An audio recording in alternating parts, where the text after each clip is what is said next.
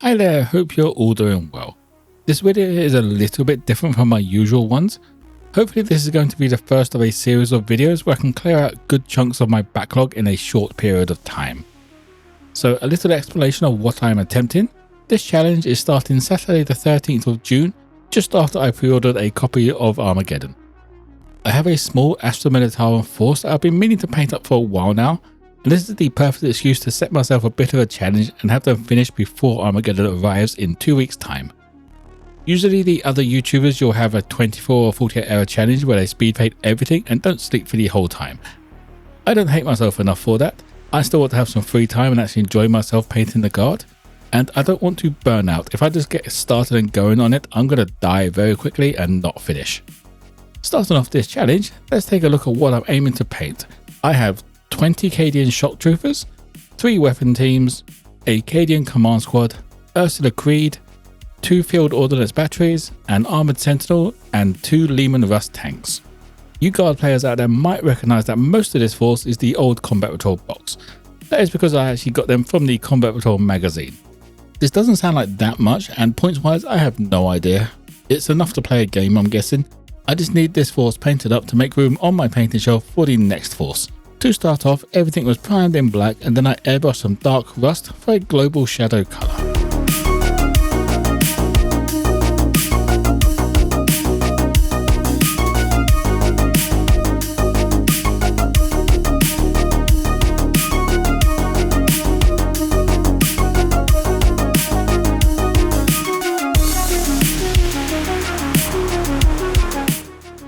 After letting the rust dry, I grabbed the airbrush again, this time for some dusty skull, just to get the BDUs and the armor panels on the vehicles base coated. Of course this can be done with a brush. I have an airbrush though, so I'm going to use it when painting armies. It makes things so much faster.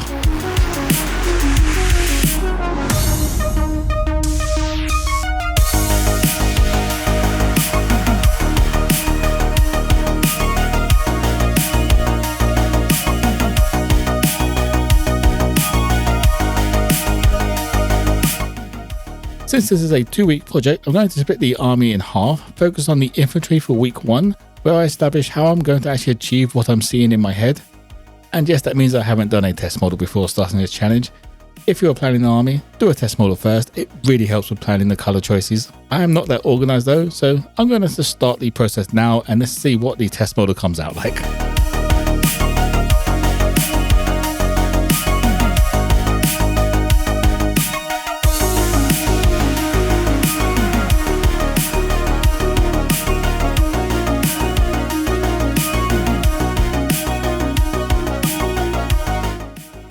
Adding a quick highlight to that tan now, I've got some skeleton bone. I just brought up all of the raised parts and the tops of the folds around the mini.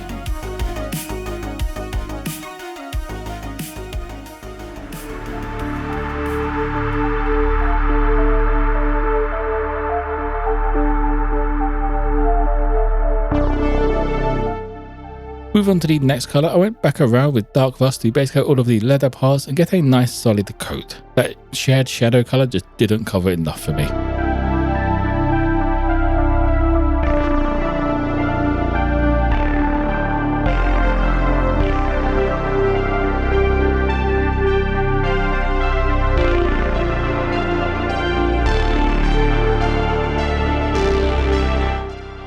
A quick highlight on the leather parts is done with a mixture of dark rust and leather brown, just to build up the brighter edges, and a second highlight to build up all of the tops of the folds as well.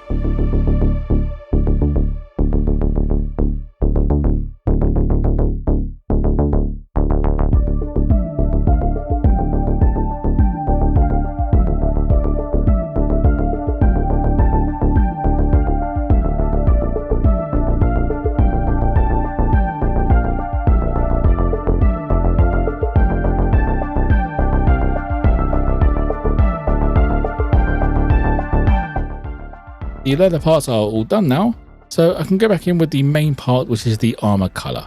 All of these get a base coat with brown grey from Acryl.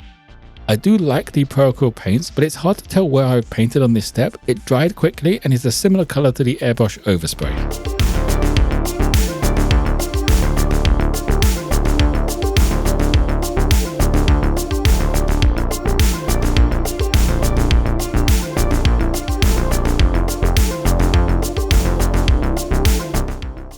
The armor is one of the more important parts of this mini, so I'll give it a few extra highlights on top of the normal ones. The highlights are done with a mixture of brown, grey and bone, pushing things towards more and more that bone each time. This pushes the armor towards a grey, but with a little bit of warmth in there from the brown on the base coat and from that bone.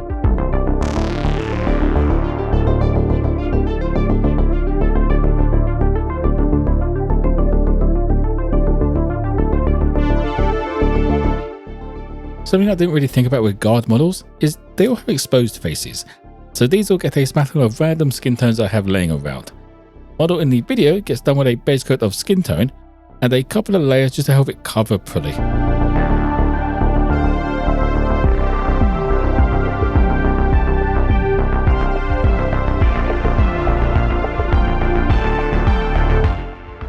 All of these skin tones only get a single highlight though, as there's not too much there, and they'll be getting a wash later on anyway to darken down the recesses. This mini's highlight is a mixture of skin tone and bone, just bringing up the sharper features and the parts of the hand in the light. Moving on to the weapon casings and all of the metal parts, I get started with a base coat of black. For the metallic parts, they're not going to stay black obviously, this just helps with painting the metallics afterwards later.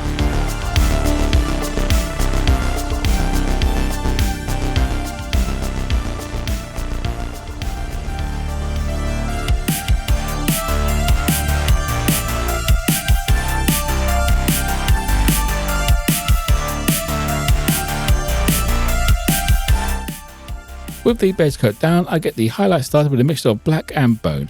Only a little bit of bone to start with, as I don't want to push them too far away and into grey.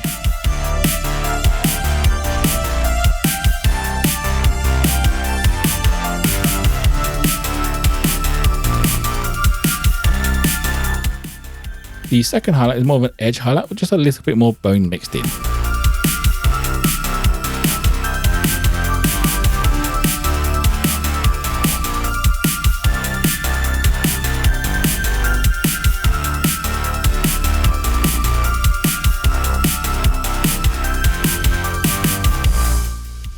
Now it's on to the actual metal parts with the metallic paints. I used Exhaust Manifold from Vallejo's metal colour range. Got metal probably would have worked as well, but I think this covers far better and comes pre-thinned, which helps.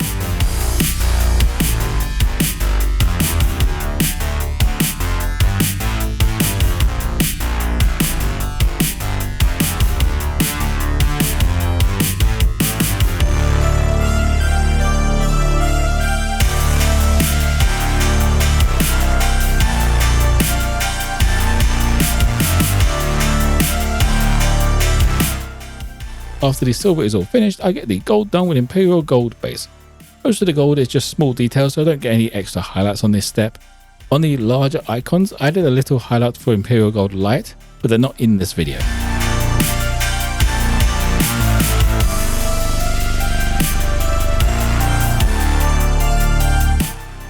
There is one more step on the mini, and that being a thin down wash of Bonewash. This is a nice warm brown just to focus on the areas on the lower half of the mini and where there will be shadows. I don't get any on the armor panels though, I don't want to stain them away from that grey colour.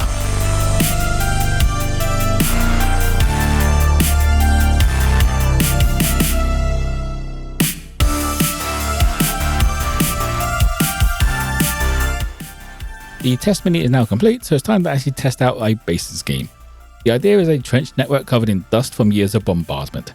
To start that off, I base coat everything with dark rust again.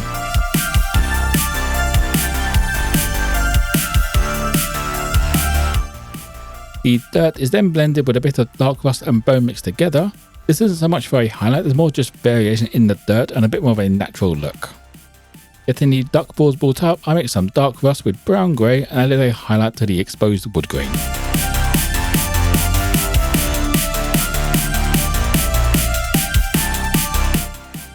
Blending everything together, I wash the base with some Bonewash. Not thin down this time, just to stain that base all into one colour essentially. I don't get the final step on camera, but I mixed some rust pigments with isopropyl alcohol and slapped it all over the base and the lower half of the mini. Once it dries, it gives a nice dusty feel that sticks to the mini without too much hassle.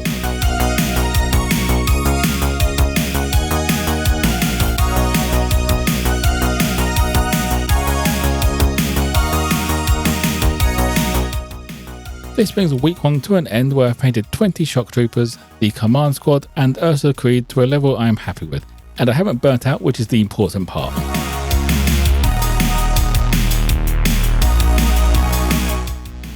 Starting off week 2, I decided on the Sentinel to test out the vehicles, which went with the same airbrush depth as the infantry earlier on. The difference starts straight away though with a stippled layer of dusty skull over all of the armour panels, followed by a smaller stipple coat of skeleton bone. The primary point of these steps is to get the armour coloured of course, but also add some texture, since they are large flat tails and will look a little bit weird with light highlights.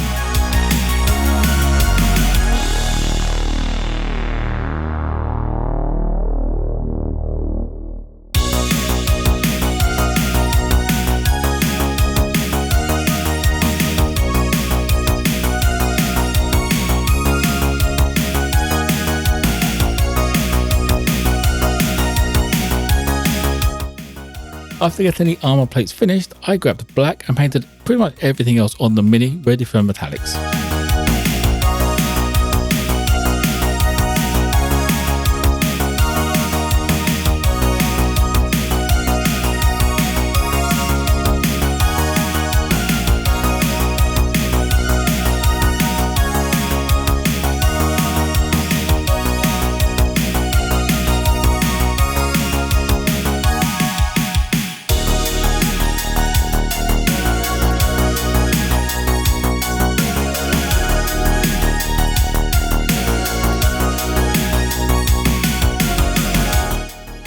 The weapon casings, light housing and heat shielding all get a highlight with black and some bone mixed in.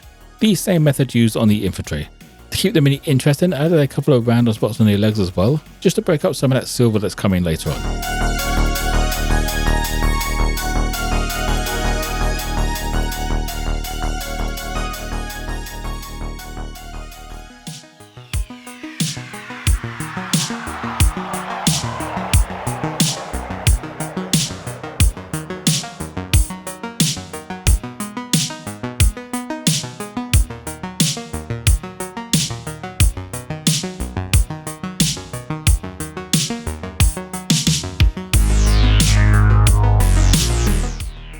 I gave all of these parts a couple of highlights to help them stand out and add some definition on them.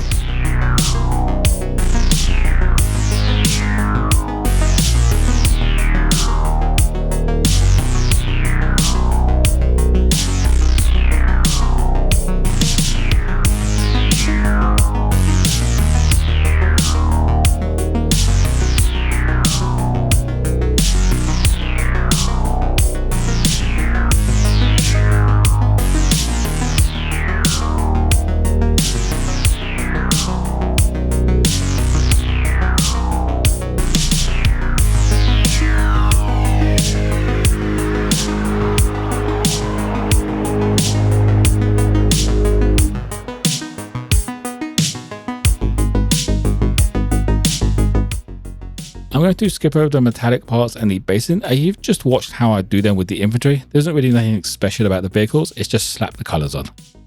The next step you haven't seen yet is the blue accent colours for the plasma coils and lights on this model. In the infantry, it's the power source that get done with this colour. These all start off with a night blue base coat.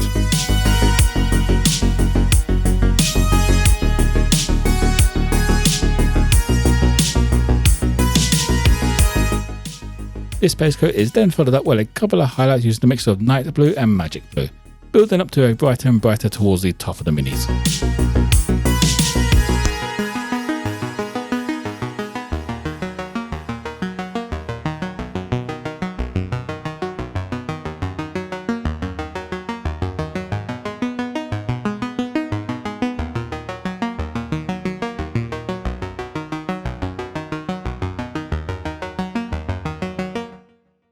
Finishing off the blue, I added a final edge highlight with some pure magic blue across the tops.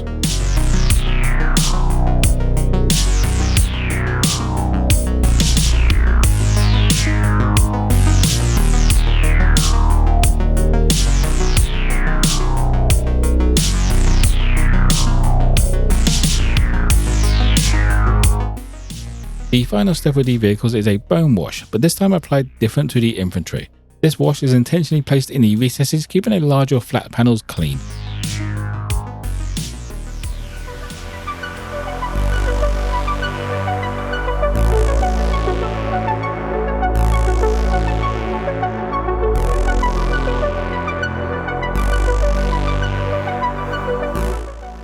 The base and the bottoms of the vehicle get the same pigment wash treatment as the infantry as well, just to finish them off.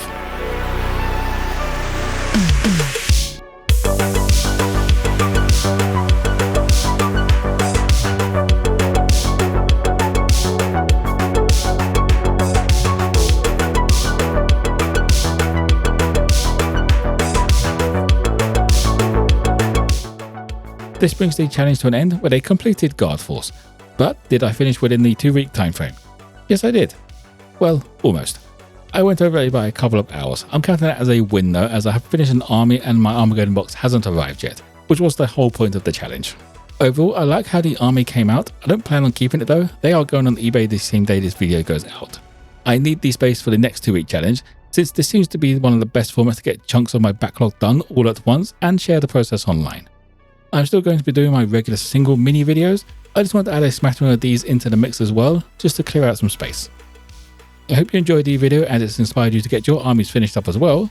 If you did enjoy it, don't forget to drop the like and subscribe for the next challenge, which will be the Armageddon Space Marines, in probably the Blood Raven scheme. If you want to add to your collection of minis, or just pick up some painting supplies, there are a couple of affiliate links in the description below. I hopefully will see you in the next video, but in the meantime, don't forget to be kind to each other.